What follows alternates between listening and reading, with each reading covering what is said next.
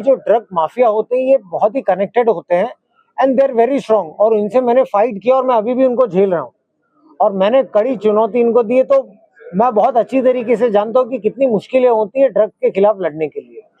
रही बात दूसरी, आपने जो कहा है पुलिस के बारे में, क्या है एडमिनिस्ट्रेशन के बारे में कहा है, तो जरूर आप जानते होंगे कि माननीय मुख्यमंत्री जी ने इस अधिवेशन में भी और पिछले अधिवेशन में भी जो ड्रग्स के साथ में लिप्त पाए जाते हैं उनके ऊपर मकोका लगाने की भी प्रावधान करे हैं एंड बहुत सारे एक्शंस हुए हैं उन पे। दूसरी बात है, अभी भी आप असेंबली में देखेंगे तो मैंने भी पढ़ा है बेसिकली कि कुछ सीनियर अधिकारी के ऊपर भी एक्शन लेंगे अगर कुछ ड्रग्स पाए जाते हैं। तो ऐसा नहीं, प्रशासन भी कार्रवाई करती है, जो सीनियर लीडरशिप भी होती है वो भी काफी सीरियसली लेते हैं। और अगर आप माननीय गृह मंत्री जी को भी ठीक से सुनेंगे तो वो भी नार्को टेररिज्म के बारे में कितने सीरियस है, संशोधन की भी बात चल रही है।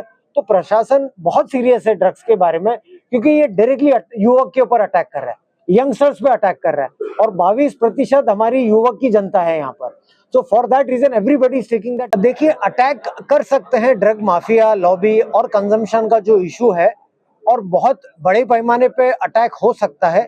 ये मैं नहीं कर सकता कि इम्पॉसिबल है, ये पॉसिबल है।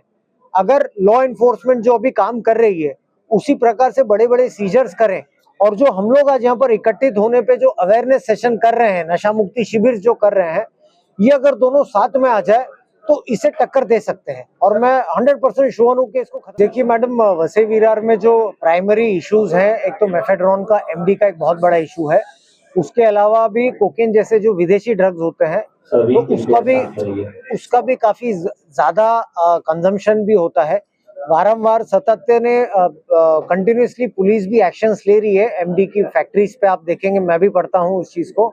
लेकिन जो कंजम्पशन है, जो कॉलेजेस का और स्टूडेंट्स का और जो स्लम एरियाज में कंजम्पशन है, उसकी बहुत ज्यादा मात्रा है।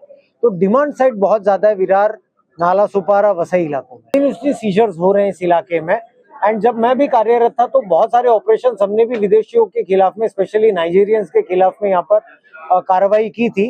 तो जैसा मैंने आपसे पहले भी कहा है कि जिस प्रकार से जो स्पीड से सीजर्स हो रहे हैं वो बहुत इंपॉर्टेंट है।